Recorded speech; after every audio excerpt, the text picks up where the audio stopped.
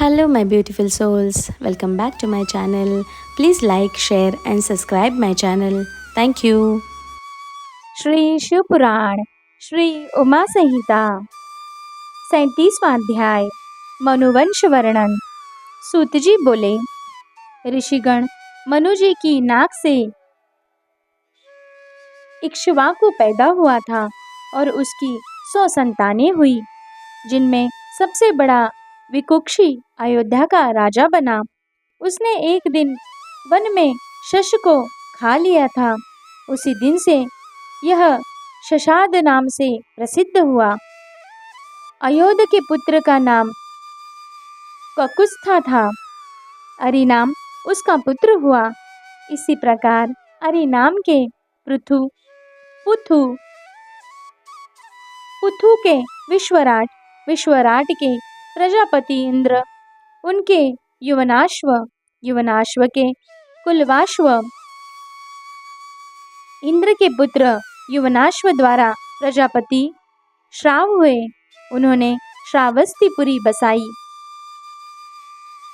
कुवलाश्व के 100 पुत्र हुए थे। उन्होंने अपना राज्य पुत्रों को सौंप दिया और स्वयं वन को चले गए। मार्ग में उन्हें उत्तंक मुनि मिले। मुनि बोले, राजन, मेरे आश्रम के पास ही धुंध नामक दानव रहता है। वह महावीर और पराक्रमी है। उसने उग्र तपस्या आरंभ कर दी है, जिसके बल पर वह तीनों लोकों का विनाश करना चाहता है। आप उसका वध करके इस जगत का कल्याण करें। मुनि की बात सुनकर कुवलाश्व बोले, मुनिराज, मैं तो शस्त्रों को त्याग चुका हूँ, इसीलिए आपका यह कार्य मेरा पुत्र करेगा। यह कहकर उन्होंने यह कार्य अपने पुत्र को सौंप दिया। तब उनका पुत्र धुंध को मारने पहुंचा। धुंध ने उनको अपनी ओर आता देखकर उन पर आक्रमण कर दिया।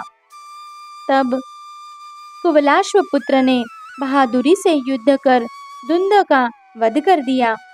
उत्तंक ऋषि ने उसे अपराजित रहने एवं अक्षय धन प्राप्ति का वर प्रदान किया। उनके पुत्रों में दृढ़ाश्व का हश्व, हर्यश्व का निकुंभ एवं गृहताश्व, कृशाश्व एवं हेमवती कन्या उत्पन्न हुई। उनके प्रसेनजीत नामक पुत्र हुआ। प्रसेनजीत ने अपनी पत्नी को शाप दे दिया था, जिसके अनुसार वह वहुदामान की नदी बनी। पुरुकुत्स का पुत्र जयारुणी और सत्यव्रत उसका पुत्र हुआ। उसे अधर्मी समझकर उसके पिता ने उसे त्याग दिया। तब वह चांडालों के साथ रहने लगा। इसी अधर्मी के कारण इंद्र ने 12 वर्षों तक वर्षा नहीं की। तत्पश्चात विश्वामित्र ने अपनी पत्नी का त्याग कर दिया और तपस्या करने लगे। उनकी पत्नी ने अपने पुत्र का गला बांधकर उसे 100 गायों के बदले बेच दिया। सत्यव्रत ने ही उसे बचाया।